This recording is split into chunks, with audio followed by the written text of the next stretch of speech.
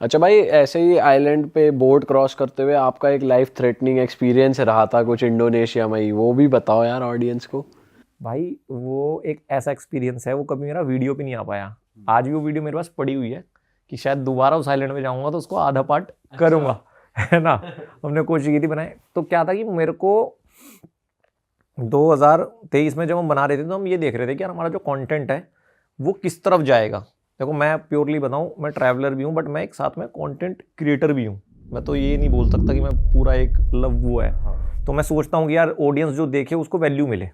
तो उस टाइम हम ये देख रहे थे यार किस तरह का कंटेंट लोग पसंद करेंगे। तो हमने एक टॉपिक डिसाइड किया था कि 24 घंटे एक सुनसान आइलैंड पे, बट वो सुनसान आइलैंड वाकई में सुनसान होना चाहिए। ऐसे नहीं कि किसी भी आइलैंड पे चले गए झोड़ बोड़ में और आइलैंड बता दिया। तो वो हम ढूंढ रहे थे, यहाँ पर हमें मिला नहीं। तो मैं इंडोनेशिया में था, वो जो ताना तोराजा गाँव है जिसमें डेड बॉडीज़ रखते हैं, उस पर उसकी वीडियोज़ बनाने जा रहा था। तो हम मकासार में रुकते हैं, मकासार से रात को बस जाती है ताना तोराजा के लिए। तो रात में जब रुके हुए थे तो मेरी क्या आदत है, मैं गूगल मैप पे चीज़ें देखते रहता हूँ, आसपास कुछ यूनिक मार्केट मिल जाए, कुछ भी मिल जाए। तो वहाँ पर मुझे शहर से थोड़ा दूर आइलैंड दिख रहे थे, वो छोटे छोटे समुद्र के ऊपर। तो रैंडमली आपने सेलेक्ट कर लिया? हाँ, मतलब मैं बस शहर देख रहा था, फिर मैंने देखा ऐसे छोटे छोटे से आइलैंड है, क्योंकि इंडोनेशिया में टोटल 17,000 आइलैंड है। इंडोनेशिया पूरा आइलैंड की वो है। तो मुझे लगा यार ये तो ठीक है, मकासार भी है, ऐसा टूरिस्टिक प्लेस भी नहीं है, तो यहाँ पर जाके बनाएंगे तो सही रहेगा। अब मैंने जैसे एक आइलैंड चूज़ किया, गूगल मैप पे देखा, उसकी छोटी सी वो आ रही थी फोटो, एक की टावर लगा हुआ है उस पर। यार ये परफेक्ट स्पॉट है, बट अब इस पर जाए कैसे जाए। तो मैंने पता किया कि यहाँ पे एक जेटी है, उस पर जाते हैं, उससे बात करते हैं। तो मुझे लगा था बहुत आसान होगा यार, बोलेंगे ले जाएगा। मैं वहाँ पे गया तो मैंने कई लोगों से बात की, यार मुझे इस आइलैंड पे जाना है, इस पे जाना है। वो सब मना करने लगे, कह रहे कि वो सामने आइलैंड देख रहे हो वो है आइलैंड, इस पे एक्टिविटीज़ होती हैं, बार हैं। मैंने यार एक्टिविटीज़ नहीं करनी है हमें खुद सर्वाइव करना है किसी आइलैंड, एकांत आइलैंड से एक आइलैंड। तो नहीं मान रहे थे। तो हम एक जगह ना रिक्शे से कहीं जा रहे थे, तो उस रिक्शे वाले ने मेरे से बोला कि आप कल क्या कर रहे हो। मैं कुछ नहीं, कह रहा मेरे पास बोट भी है। तो मैंने बोला बोट है तो एक काम कर, मुझे इस आइलैंड पे जाना है।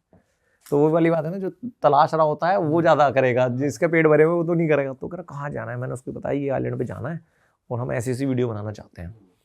तो उसने मुझसे बोला कि भाई देखो मैं ले तो जाऊँगा, एक तो तुम्हें पुलिस को नहीं बताना, अगर पुलिस को पता चलेगा तो देखो मैं फंसूंगा क्योंकि यहाँ पर नहीं जा सकते।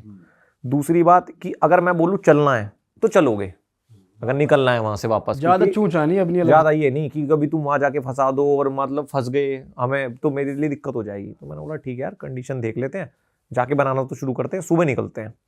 सुबह तो हमारा प्लान था कि 7-8 बजे तक निकल जाएंगे हम निकल गए। और वाकई में भाई वो मैप पे दिख रहा था, बट मैप से ऐसा लग रहा था कि पास है, बट वो बहुत दूर था। और बोट थी वो मच्छी बोट नहीं होती, बहुत पतली सी एकदम से, ज़्यादा उसके लिए बनी नहीं थी। ठीक है भाई, हम पहुंच गए। जाने में हमें कोई दिक्कत नहीं हुई, 1-1.5 घंटा था। 1.5 घंटा तो आप समझ सकते हो। और वो बहुत 2 इंजन वाली बोट नहीं होती, स्पीड बोट जो होती है, मच्छी बोट तो बहुत तेज भागती हैं। तो काफ़ी अच्छा खासा दूर था वो, पर जाते हुए तो हमें मज़ा आ रहा था, एकदम समुद्र बढ़िया, व्यू वगैरह बढ़िया, मस्त चूज़ किया हमने एकदम स्पॉट। हम उस आइलैंड पे पहुंचते तो वहाँ पर एक टावर थी। तो टावर उन्होंने कभी वॉच के लिए बनाई थी, बट उन्होंने कोशिश की थी यहाँ पर एक फैमिली को भी रख दें। बट दिक्कत वहाँ पर ये हुई कि जब तूफान वगैरह आता है, पानी बढ़ता है, तो वो आइलैंड ढक जाता है। तो इसलिए वहाँ पर सेटलमेंट पॉसिबल नहीं हो पाई, क्योंकि ज़्यादा ऊपर नहीं है वो समुंदर से। ठीक है भाई, हमने सोचा समझा, और हमारे पास ज़्यादा परफेक्ट स्क्रिप्ट भी नहीं थी, क्योंकि हमें पता नहीं था ये आइलैंड हमें यहाँ मिल जाएगा। हमें तो ये था कि रो बिताते हैं, तो हम कुछ थोड़ा बहुत सामान लेके थे वहाँ पे कि ये सामान होगा, इससे खाएंगे, सर्वाइव करेंगे, और थोड़ा बहुत हट वगैरह बनाएंगे, ऐसा कुछ प्लानिंग था। तो हम पूरा दिन शूट कर रहे थे, तकरीबन 9-10 बजे पहुँचे होंगे हम, और ये होगी 4-5 बजे की बात। एक मछुआरा आया वहाँ पर, उसने अपनी बोट लगा दी। तो हमने कहा यार ये तो मतलब हम शूट कर रहे थे कि हम अकेले हैं, ये भी आ गया। वो आया था क्योंकि समुद्र काफ़ी हलचल हो रही थी, तो वो मच्छी पकड़ने आया होगा, तो उसने वहाँ पे बोट लगा ली अपनी। अब इतने में आधा घंटा और हुआ होगा, हमारा जो बोट वाला था वो भाई भाग के आया मेरी तरफ और कहता कि निकलो चलो। मैंने बोला यार अभी तुम वीडियो बना रहे हैं। तो उसने वही बोला कि मैंने तुमसे बोला था जब बोलूँगा चलना है तो चलना पड़ेगा, क्योंकि अब तूफान आ रहा है और हमारा बहुत दूर है, हम फंस जाएंगे, और अगर हमें यहाँ से निकालना पड़ा किसी को तो मेरी खबर चली जाएगी कि मैं यहाँ पे टूरिस्टों को लेके आया हूँ। अब हमने भी समझा, हम चल दिए। तो जब मैं जा रहा था तो जो मछुआरा आया था ना, उसने आके मुझे पकड़ लिया बाजू से और अपनी भाषा में कुछ बोल रहा था, इंडोनेशियन में ये वो। तो उसके इशारों से समझ में आ गया, वो बोल रहा था कि भाई अभी तूफान आ रखा है, अभी मत जा तू।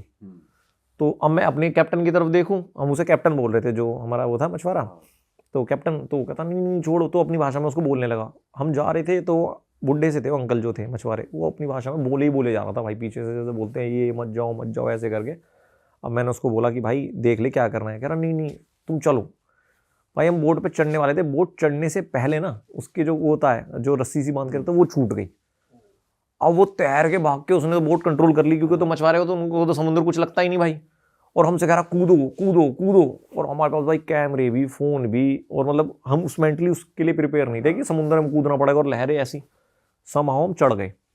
और दिक्कत ये हुई थी, इस ट्रिप पे जाने से पहले मेरा एक दिन पहले हाथ टूटा था, ये वाली उंगली टूट के अंदर घुस गई थी इसका नकल बॉक्सिंग क्लास में।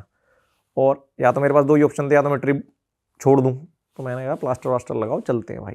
तो आज शायद लोगों को पता भी नहीं होगा, हजारों लाखों मैसेज इसी बात कहते हैं कि भाई तेरा हाथ क्या हुआ, किसने पीट दिया, कभी इंडोनेशिया में तुम पिटा।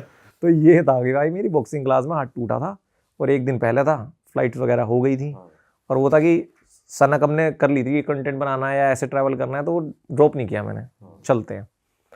तो अब दिक्कत ये है कि ऐसी सिनेरियो में तो आपको दोनों हाथों की जरूरत पड़ेगी। कि भाई बोट पड़ेगी भाई, जब इतनी लहरें आ रही हैं, तूफान आ रहा है। और 2 दिन पहले टूटा है, तो इतना भी नहीं कि प्लास्टर को भी टाइम हो गया है। तो मैंने कहा भाई ठीक है देखते हैं। मैं आगे बैठा था, मेरे साथ में एक दोस्त बैठी थी, हम दोनों बैठे हैं। हमने भाई वो जिस पे ऐसा ना फट्टे से लगे होते हैं, 2 बंदे थे हम जो शूट कर रहे थे, और एक वो अपना कैप्टन साहब। तो कैप्टन साहब तो इंजन के ऊपर बैठ गए भाई, इंजन दबा रहे हैं। और वो बोट क्या होती है भाई, बहुत छोटी बोट है। शिप में भी क्या होता है कि जैसे रफ सी होता है ना, तो आपको लहरों के ऊपर चलानी है बोट, अगर कभी बचना है। कभी लहरें साइड में नहीं रखनी, ताकि वही चांस है आपका इकलौता, क्योंकि लहरों को ऊपर जाओगे तो बच जाओगे। लहरें अगर एक भी साइड में आई तो गए आप। तो भाई वो फुल स्पीड पे भगा रहा है। अब होता क्या है, बड़ी बोट को तो पता नहीं चलता, जो छोटी बोट है मच्छी बोट, वो तो कूदती है ना, लहरें थोड़ थोड़ थोड़ भाई। वो जैसे जैसे गिरे पानी हमारे ऊपर। भाई मैंने तो ऐसे पकड़ा हुआ है, उसने मेरे हाथ को इतना टाइट पकड़ा हुआ है, अब मैं बोल भी नहीं रहा कि मेरी नसें ही दब गई। क्योंकि वो भी क्या पकड़ेगी, और ये हाथ से मैं कुछ कर नहीं सकता। तो मैं कह रहा हूँ कैप्टन कैप्टन कैप्टन, तो भाई एकदम खुद के फेस से पता चल जाता है कि कैप्टन की खुद फट चुकी है भाई, कि फंस गए हैं। और कैमरे वैमरे भी गीले हो चुके होंगे जो। भाई वो तो हम देख ही नहीं रहे थे कि अब तो पहले खुद बचा लें, क्या होगा। हमने बैग ऐसे बांध लिया पूरा। अब इतनी जल्दबाजी में थे कि हमने लाइफ जैकेट भी नहीं पहनी, ठीक है। और जब आए थे तब भी नहीं पहनी थी हमने। तो हमने सही बताऊं उससे पूछा भी नहीं था कि तेरे लाइफ जैकेट है भी कि नहीं है, क्योंकि सेफ ही लग रहा था। जब तक कुछ नहीं होता, जब तक नहीं पता चलता है। तो मैं उसको बोलता कैप्टन लाइफ जैकेट, तो बोलता आ गया भाई, आगे से निकाल लो। अब साला इतनी धाम में निकाले तो निकाले कैसे। तो 5-10 मिनट तो हमने कर आगे भाई पैर से खींच ली। वो खींची, जैसे ही हम लाइफ जैकेट लेके आए, लाइफ जैकेट में बटन ही नहीं। जो बटन होते हैं उसमें 2 तनी सी थी वो, और मतलब बुरी हालत में थी वो। नाड़ा बांध लो भाई। तो हमने कैसे कैसे करके उसको समाऊ कर लिया भाई। अब दिक्कत ये हो रही है कि जैसे मैं मर्चेंट नेवी में रहा हूँ, मैंने शिप्स में ये देखा है कि इसमें ना रफ सी देखा जाता है कैसा है। तो वाइट हॉर्सेस से पहचानते हैं कि रफ सी कितना है। वाइट हॉर्सेस मतलब होता है कि ऐसी लहरें होती हैं जब वाइट दिखने लगता है ना, जब लहरें ऐसे फोल्ड होती है तो उसको कहते हैं वाइट हॉर्सेस दिख रहे हैं, रफ सी है। और मुझे तो वहाँ चारों तरफ वाइट हॉर्सेस दिख रहे हैं। तो मैं बोल रहा हूँ बराबर में, अरे कुछ नहीं, ये तो नॉर्मल है यार, मुझे पता है, मैं नेवी में रहा हूँ, मुझे पता है यार, डर मत। पर मेरी खुद अंदर फट रही है कि भाई गिरा तो तेरा तो एक हाथ तो काम नहीं कर रहा, और तैरना आता भी नहीं, ठीक है। तो मैंने ऐसे पकड़ा हुआ भाई, पूरा पानी आ रहा है।